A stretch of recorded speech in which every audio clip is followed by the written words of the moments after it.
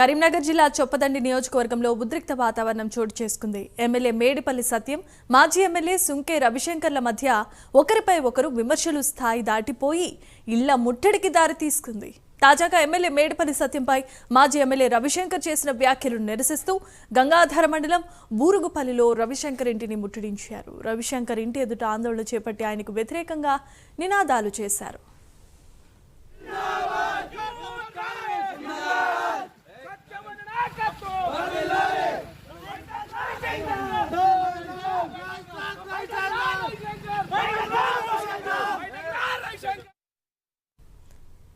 రవిశంకర్ ఇంట్లో నుండి బయటికి రావాలి అంటూ డిమాండ్ చేశారు. అయితే ఆందోళనకు దిగిన కాంగ్రెస్ కార్యకర్తలను పోలీసులు బలవంతంగా అదుపులోనికి తీసుకుని అక్కడి నుండి తరలించారు.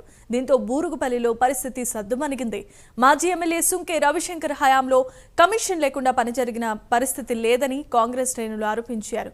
కుల సంఘ భవనాల్లో సైతం కమిషన్లు తీసుకుంటున్నారని విమర్శించారు. మార్కెట్ కమిటీ చైర్మన్లకు ఒక రేటు, వైస్ చైర్మన్లకు ఒక రేటు నిర్ణయించి అవినీతికి పాల్పడుతున్నారని దుయ్యబట్టారు.